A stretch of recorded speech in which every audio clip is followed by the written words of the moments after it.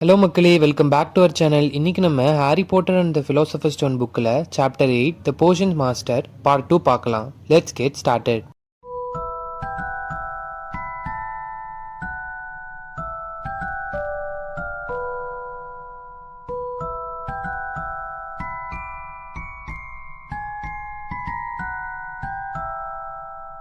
Harry term ஸ்டார்டிங்கில் விருந்தில் ஸ்னேப்புக்கு ஹாரியை பிடிக்கல அப்படின்னு நினச்சான். ஆனால் இந்த போர்ஷன்ஸ் கிளாஸ் முடிவில் தான் ஹாரிக்கு தெரிய வருது ஸ்னேப்புக்கு ஹாரியை பிடிக்கலன்னு இல்லை, ஸ்னேப்பு ஹாரியை வெறுக்கிறாருன்னு. போர்ஷன்ஸ் லெசன்ஸ் கீழே இருக்கிற டஞ்சன்ஸில் தான் நடக்கும். டஞ்சன்ஸ் மெயின் கேஸ்டில் விட ரொம்பவே குளிராக இருக்கும். அதே மாதிரி அந்த கிளாஸ் ரொம்பவே க்ரீப்பியாகவும் இருந்துச்சு. ஃப்ளிட்விக் மாதிரியே ஸ்னேப்பும் ரெஜிஸ்டர் எடுத்து தான் கிளாஸ் ஸ்டார்ட் பண்ணார். அதே மாதிரி ஃப்ளிட்விக் மாதிரியே அவர் ஹாரி பேர் வரப்போ பாஸ் விட்டார். அவர் ஓ எஸ், ஹாரி பாட்டர் நம்மளோட புதிய செலிப்ரிட்டி அப்படின்னாரு. டிராக்கோ மேல்ஃபாயும் அவனோட ஃப்ரெண்ட்ஸு கிராபும் கோயிலும் அவங்க கைக்கு பின்னாடி சிரிச்சுக்கிட்டு இருந்தாங்க. அதுக்கப்புறம் அவர் எல்லாரோட பேரையும் சொல்லி முடிச்சுட்டு அந்த ரெஜிஸ்டர் வச்சுட்டாரு. அவரோட கண்ணு பார்க்கறதுக்கு ஹாக்ரிடோட கண்ணு மாதிரியே பிளாக்காக இருக்குது. ஆனால் ஹாக்ரிடோட கண்ணில் இருக்கிற அந்த வார்ம்த்து இவர் கண்ணில் இல்லை, ஒரு கோல்டாக எம்டியாக தான் இருக்குது இவர் கண்ணு. நீங்கள் இங்கே நுட்பமான அறிவியலையும் போஷன் மேக்கிங் கலையும் கற்றுப்பீங்க அப்படின்னு சொல்லி அவர் பேச ஆரம்பித்தார். அவர் பேசுறது முணுகிறத விட கொஞ்சம் அதிகமான சத்தத்தில் தான் இருந்துச்சு.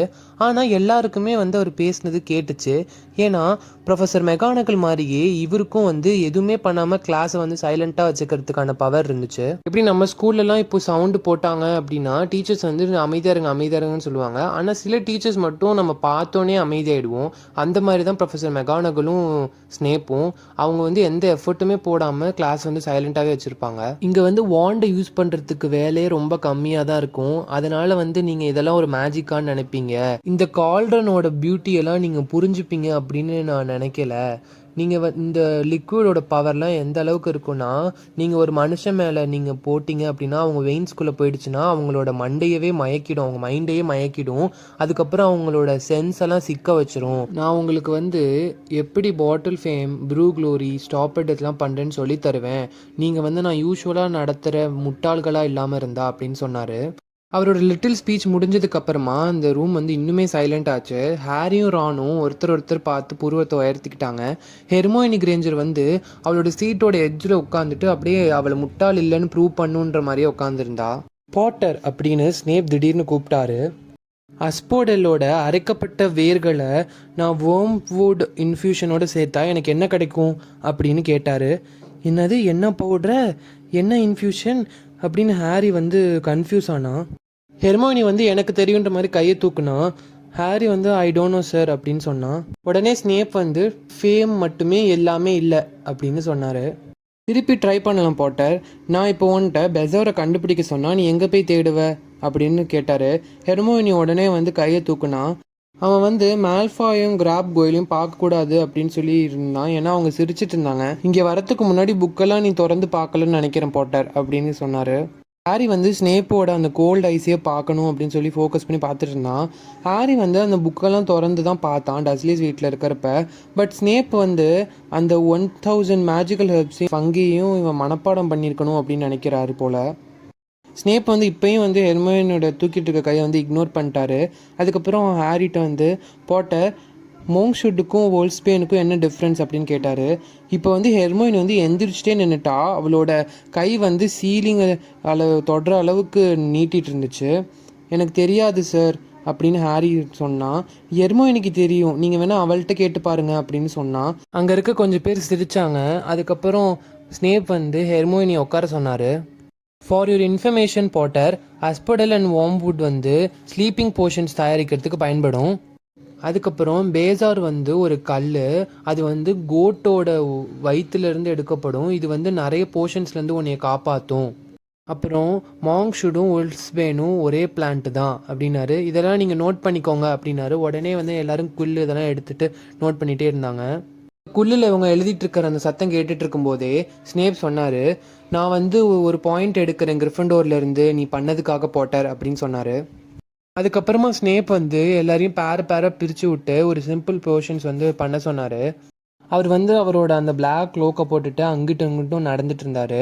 அவர் வந்து அந்த பசங்கள்லாம் வந்து அந்த ட்ரைடு நெட்டில்ஸில் வெயிட் போட்டுட்ருக்கிறது, அதுக்கப்புறம் வந்து அந்த ஸ்னேக்கோட பல்லெல்லாம் வந்து உடச்சிட்ருக்கிறது, அதுக்கப்புறம் எல்லாரோடதையும் அவர் வந்து கிரிட்டிசைஸ் பண்ணிட்டே இருந்தார். அது சரியில்லை இது சரியில்லைன்னு. எக்ஸப்ட் வந்து மேல்ஃபாய் பண்ணது மட்டும்தான் அவருக்கு பிடிச்சிருந்தது போல். மற்றவங்களையும் மேல்ஃபாய் பண்ணது மாதிரியே பண்ணுங்க அப்படின்னு சொல்லிட்டு இருந்தார். அவர் அப்படி சொல்லிட்டு இருக்கிறப்பவே ஆசிட் கிரீன் ஸ்மோக் வந்து அந்த டஞ்சன்ஸ் ஃபுல்லாக அப்படியே பரவிடுச்சு. நெவில் வந்து சீமஸ் ஃபினிகானோட ஆல்ரெடி மெல்ட் பண்ணிட்டான். அப்புறம் அவங்களோட அந்த 2 பேரோட போர்ஷன்ஸ்லாம் அப்படியே வந்து அந்த தரையில் ஓடிக்கிட்டு இருந்துச்சு. அதுக்கப்புறம் எல்லாருமே வந்து அந்த ஸ்டூல்ஸில் ஏறி நின்றுட்டு இருந்தாங்க. நெவில் வந்து அந்த போர்ஷன் மேலே அவன் மேலே பட்டு அவன் கையில் கால்லலாம் அப்படி ஒரு மாதிரி கொப்பளமாக வந்துட்டு இருந்துச்சு. அது வந்து ரெட் கலரில் இருந்துச்சு. முட்டாள் பையனை அப்படின்னு அவனை திட்டிட்டு அவரோட வாண்டை வச்சு அங்கே கீழே கறந்ததெல்லாம் அவர் கிளியர் பண்ணிட்டாரு. நான் நினைக்கிறேன் நீ அந்த பார்க்கியூபைன் குல்ஸை வந்து நெருப்புலேருந்து எடுக்கிறதுக்கு முன்னாடியே போட்டுட்ட அப்படின்னு சொன்னார்.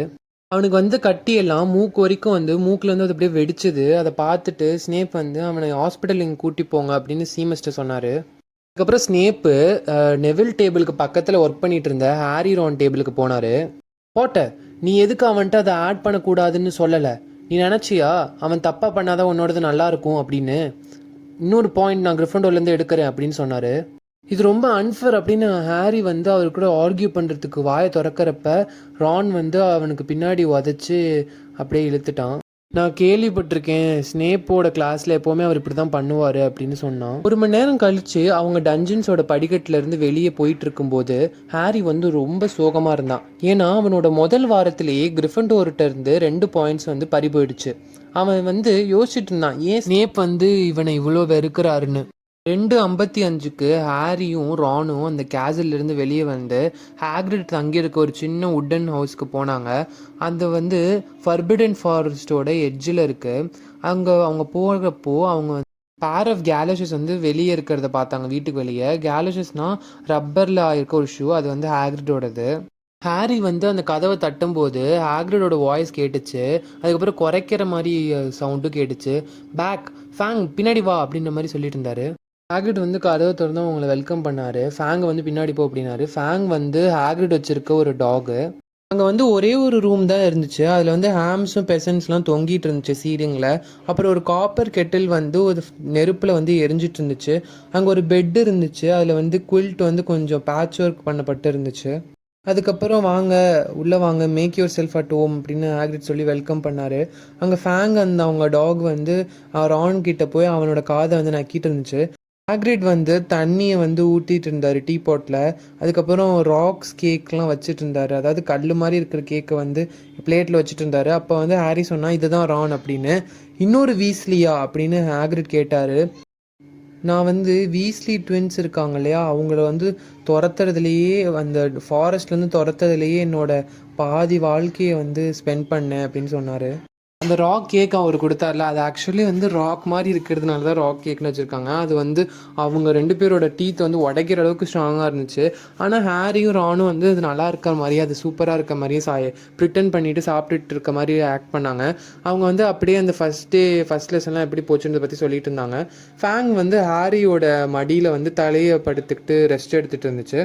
அதுக்கப்புறம் ஹாக்ரிட் வந்து அந்த ஃப்ளிட்ஜை வந்து பழைய கிழமை அப்படின்னு சொல்லிட்டு இருந்தார். அவங்க அதை பற்றி சொல்லிட்டு இருந்தாங்கல்ல, அந்த ஃப்ளிட்ஜ் பண்ணதெல்லாம். அதுக்கப்புறம் மிஸ்ஸஸ் நாரிஸ் வந்து எனக்கும் பிடிக்காது, நான் வந்து சம்டைம்ஸ் ஃபேங்கை இன்ட்ரடியூஸ் பண்ண போவேன், உங்களுக்கு தெரியுமா நான் எப்போல்லாம் ஸ்கூலுக்கு போகிறேனோ அப்போ வந்து அந்த பூனை என்னை ஃபாலோ பண்ணிக்கிட்டே இருக்கும், அதுகிட்டருந்து தப்பிக்கவே முடியாது, இந்த ஃப்ளிட்ஜை தான் இதெல்லாம் பண்ண சொல்லியிருப்பான் போல் அப்படின்னு சொன்னார். அதுக்கப்புறம் ஹாரி வந்து ஸ்னேப்போட லெசன்ஸ் பற்றிலாம் ஹாக்ரிட்டை சொல்லிட்டு இருந்தாங்க. அப்புறம் வந்து ஹாக்ரிட் சொன்னார், அதை பற்றிலாம் கவலைப்படாதீங்க, ஸ்னேப் வந்து எல்லா ஸ்டூடெண்ட்ஸ்டையும் இப்படி தான் நடந்துப்பார், ஆஷா தான் நடந்துப்பார் அப்படின்னு சொல்லிட்டு இருந்தாங்க. அப்போ வந்து ஹாரி சொன்னான், இல்லை அவர் வந்து உண்மையிலேயே என்னை வெறுக்கிற மாதிரி இருக்குது அப்படின்னு சொன்னான். ரப்பிஷ், ஏன் வந்து அவர் உன்னை வெறுக்கணும் அப்படின்னு ஹாக்ரிட் கேட்டார். அதுக்கப்புறம் ஹாக்ரிட் வந்து ரான்ட்ட வந்து உன் பிரதர் சார்லி எப்படி இருக்கான், அவனை எனக்கு ரொம்ப பிடிக்கும், அவன் வந்து இந்த அனிமல்ஸோடலாம் நல்லா பழகுவான் அப்படின்னு சொல்லிட்டு இருந்தார். ஹாக்ரிட் வந்து வேணுன்ட்டே தான் வந்து பேச்சை மாற்றிருக்காரு அப்படின்னு ஹாரிக்கு புரிஞ்சுது. அப்புறம் ரான் வந்து அவனோட சார்லி அவங்க ட்ராகன்ஸ் பற்றிலாம் பேசிகிட்டு இருந்தாங்க. அதுக்கப்புறம் ஹாரி வந்து அந்த டீ காசி கீழே இருக்கிற ஒரு பீஸ் ஆஃப் பேப்பரை பார்த்தான். அதில் வந்து டெய்லி ப்ராஃபிட்டோட ஒரு கட்டிங்ஸ் இருந்துச்சு. அந்த நியூஸ் பேப்பர் கட்டிங்ஸ் வந்து பிரிங்ஆட்ஸ் பிரேக் இன் லேட்டஸ்ட்னு போட்டுருந்துச்சு. அதாவது ஜூலை 31 வந்து அது பிரிங்ஆட்ஸில் வந்து திருட்டு நடந்திருக்கு. அதுக்கு வந்து டார்க் விசார்ட்ஸ் ஆர் விச்சஸ் தான் காரணம்னு நினைக்கிறோம். ஆனால் வந்து அது வந்து திருடுறதுக்கு வந்ததுக்கு முன்னாடியே வந்து அந்த வால்ட் வந்து காலி ஆயிடுச்சு. ஆனால் நீங்கள் அதில் என்ன இருந்துச்சு அப்படின்றதெல்லாம் பற்றி இன்னும் மூக்க நுழைக்க ட்ரை பண்ணாதீங்க அப்படின்னு போட்டுருந்துச்சு. அப்போ தான் ஹாரிக்கு ஞாபகம் வருது, ரான் வந்து சொல்லிட்டு இருந்தால கிரிங்ஆட்ஸில் திருட்டு நடந்ததை பற்றி ட்ரெயினில் வரப்போ அப்படின்றது ஞாபகம் வந்துச்சு. ஆனால் ரான் வந்து அந்த டேட்டை வந்து மென்ஷன் பண்ணல. அப்போ வந்து ஹாரி வந்து ஹேக்ரிட் அப்படின்னு கூப்பிட்டான். அந்த கிரிங்ஆட்ஸில் திருட்டு வந்து என் பர்த்டே அன்றைக்கி தான் நடந்திருக்கு. அது வந்து நம்ம இருந்தப்போ கூட நடந்திருக்கிறதுக்கான சான்ஸ் இருக்குது, அதில் டவுட்டே இல்லை அப்படின்னு சொல்லிட்டு இருந்தான். ஹேக்ரிட் வந்து இந்த டைமுமே வந்து ஹாரியோட கண்ணை வந்து பார்க்கல. அவர் வந்து இன்னொரு ராக் கேக்கு கொடுத்துட்டு இருந்தாரு. அதுக்கப்புறம் ஹாரி வந்து அதை திருப்பி படித்து பார்த்தான். அந்த வால்ட் வந்து எதை தேடி வந்தாங்களோ அது வந்து முன்னாடி எம்டி செய்யப்பட்டுருச்சு. அன்றைக்கே வந்து அதை எடுத்துட்டாங்க, அதை வந்து உரிமையாளர் வந்து எடுத்துட்டாங்க அப்படின்ற மாதிரி போட்டுருந்துச்சு. ஹேக்ரிட் தானே அதை எம்டி பண்ணார், அந்த வால்ட் 713. அப்போ அதுலேருந்து அந்த ஒரு சின்ன பேக்கேஜ் எடுத்தது தான் எம்டின்னு சொல்கிறாங்களா? அப்போ அதை தான் அந்த திருடங்கள்லாம் திருட வந்திருப்பாங்கன்னு யோசிச்சுட்டு இருந்தான் ஹாரி. அதுக்கப்புறம் ரானும் ஹாரியும் வந்து டின்னருக்காக கேசல்கே போயிட்டாங்க. அவங்களோட பேக்கெட்ஸ் ஃபுல்லாக அந்த ராக் கேக்ஸ் வந்து எடுத்துகிட்டு போயிருந்தாங்க. ஏன்னா அவங்களால ரெஃப்யூஸும் பண்ண முடியல, வேணாம் அப்படின்னு சொல்லவும் முடியல. ஹேக்ரிட் வந்து எப்படி கரெக்ட் டைமுக்கு அந்த பேசேஜ் வந்து எடுத்தார். அதுக்கப்புறம் அது இப்போ எங்கே இருக்குது? ஹேக்ரிட்க்கு ஏதோ ஒரு விஷயம் ஸ்னேப்பை பற்றி தெரியும், ஆனால் அது வந்து ஹாரிட்ட சொல்ல வேண்டாம்னு நினைக்கிறாரு. அது என்ன? இந்த மாதிரி விஷயங்களாம் நம்ம அடுத்த சாப்டரில் பார்க்கலாம். Until then stay tune.